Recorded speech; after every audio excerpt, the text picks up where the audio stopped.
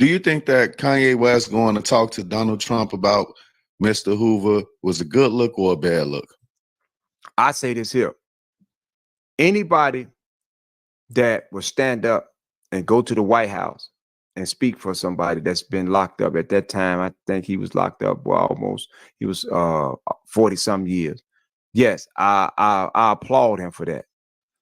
However, they did the concert. Since that time, now we got to ask ourselves, what has Kanye done?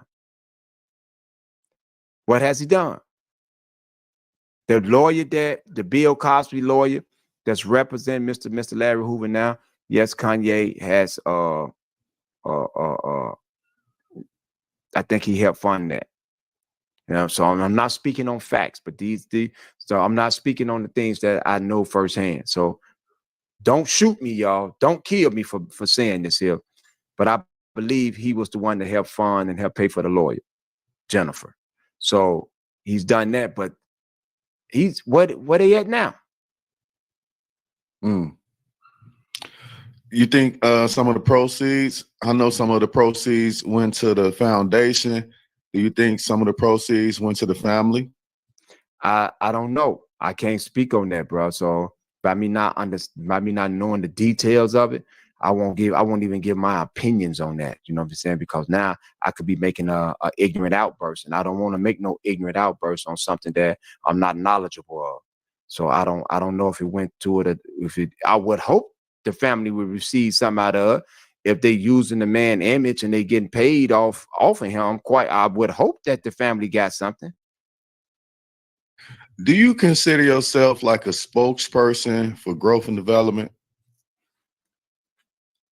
No, I consider myself as a loyal, outstanding member of this organization. And when I say outstanding, everybody can call themselves outstanding, but then you got to be able to ask yourself, what is the work that they doing?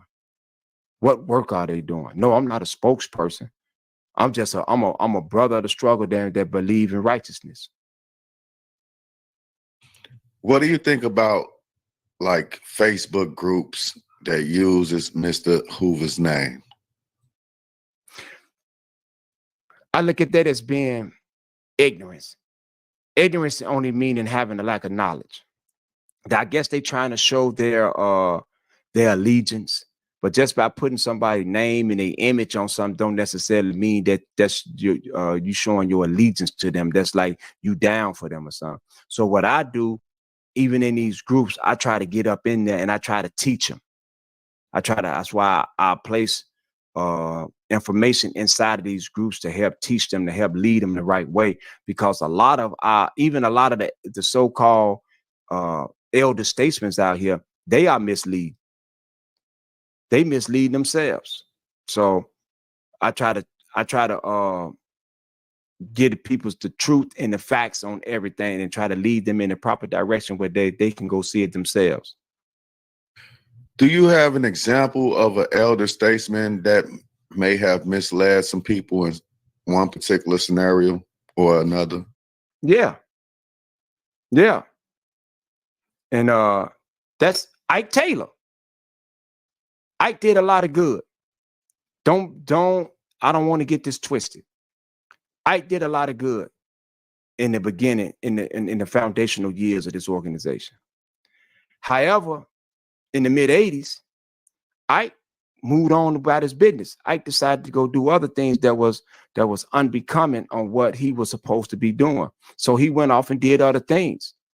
In the latter years of his life, because Ike wasn't around, man, for almost 30, 40 years. He ain't been around. But in the latter part of his life, he has come back. And with him coming back, people look at him based on his past accomplishments from 81 on back or 82 on back. Because we know that in 1981, that's when a new idea came into effect. So let's just say 83. So from 83 on back to the 60s. But if you look on up, we going on up into 84 all the way up. Now you got to ask what was being done, where you was at, and everything. When the youth needed you. Where were you? Where were you? The same person that aligned up with Austin Foster and to scheme him out of money. Then you get this dude and making him thinking he's somebody more than man. You's a rat, Austin. You know you're a rat. So wait a minute. You think that Ike Taylor is scheming Austin Foster out of Iowa out of money? I'm not saying he's scheming him out of money. Let me rephrase that. Yeah, he been getting stipends to come down to speak, and they've been paying his way, his hotel fees, his food fees, getting him a few dollars here, a few dollars there. Yeah, they've been doing all that. Man, I don't knock that because okay, you got that coming. But Austin is a rat. There's no way that you should even be communicating with a rat, and you know this person is a rat. So why Austin, you communicating? go ahead. There's no reason to communicate with him. There's no reason for me to communicate with Austin Foster. What do me and Austin Foster have in common? Listen, bro, let me say this here. My brother, my blood brother, I went and done a 30-year prison sentence for my blood brother. My mama taught me and my family and my mother and my father taught us, man, you don't ever open your mouth. You don't ever say nothing about nothing. I went and did a 30-year prison sentence for my brother. And I never opened my mouth. I went to trial, I got found guilty, and I went to prison. And not one time did I ever hold any ill contempt towards my brother because I was taught that way. All right, so Austin Foster, man, for those who don't know, Austin Foster is a white guy, right? Yes. Do you think that a white guy can hold weight in a black organization? Man, you got brothers that can't even hold weight in that organization. Now, let me say this here. One of my closest friends and my brother, man, name is Chuck G. Chuck G is inside the feds right now, man. Chuck got like 2 years left before he come home, man. And Chuck is a European.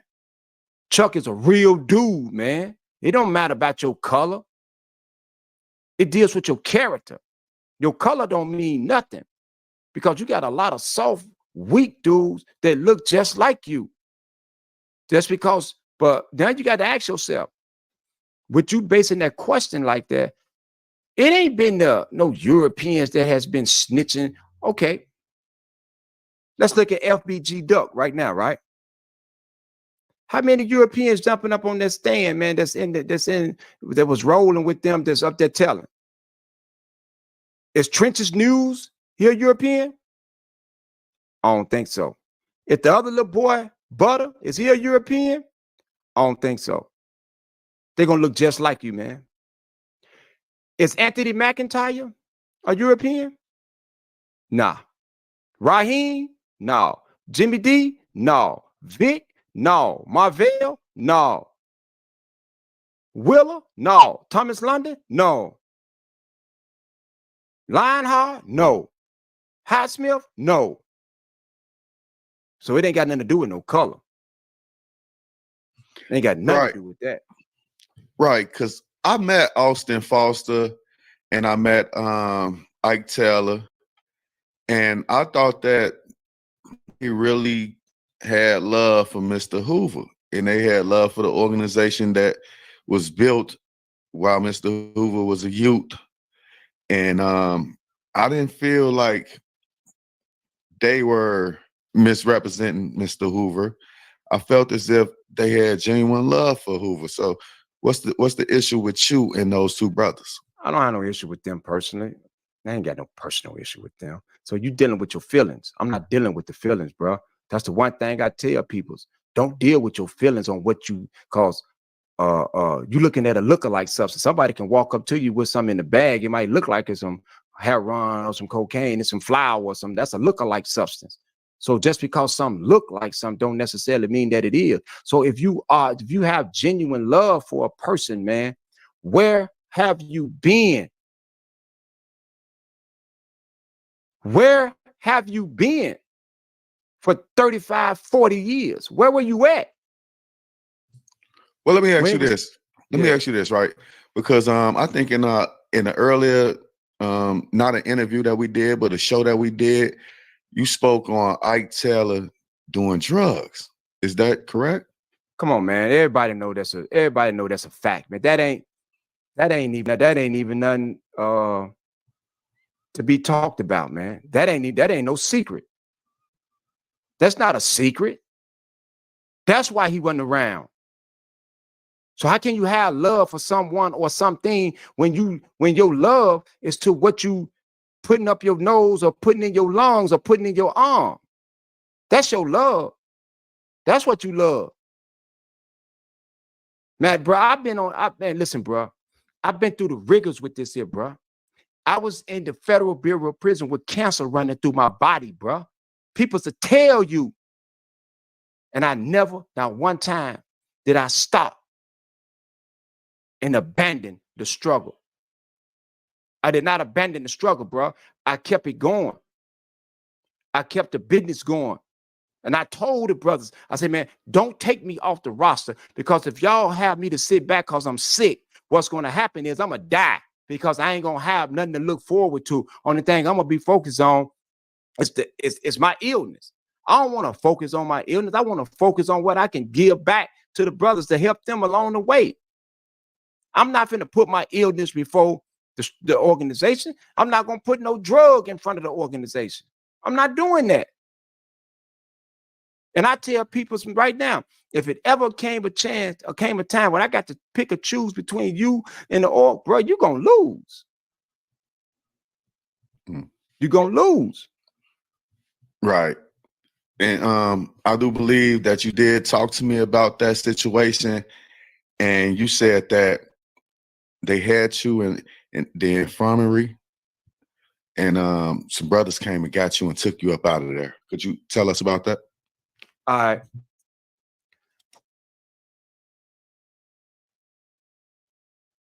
When I was in Buckner, I was in FMC Buckner, Federal Medical Center in Buckner, North Carolina.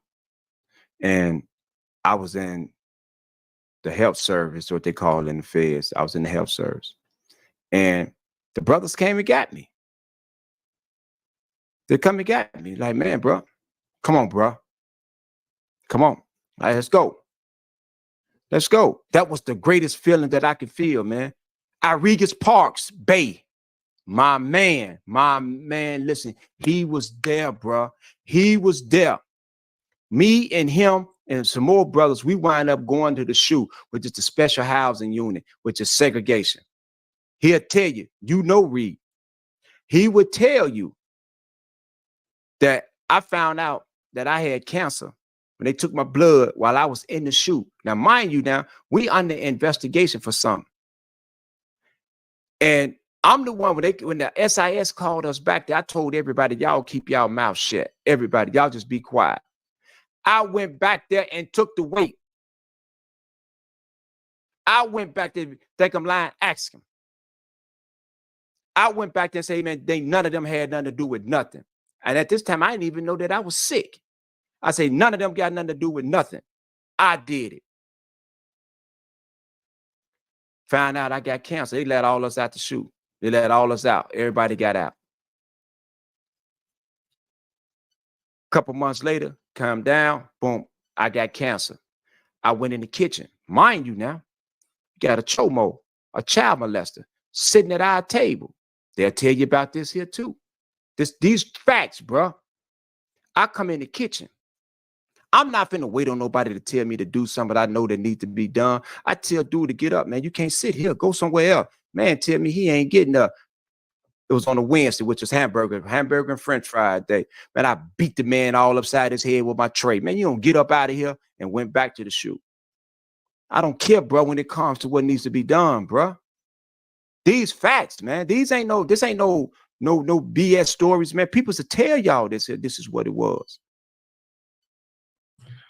Why did the chomo feel like he could sit at the table? Because you get some chomos who think they tough. You get some of them child molesters that think they tough. They might be some freaks, but some of them think they like, man, I'm not, man, you ain't telling me nothing. Okay, all right. Watch this. Watch this. And I'm not gonna ask nobody to do something that I know supposed to be done. I'ma do it.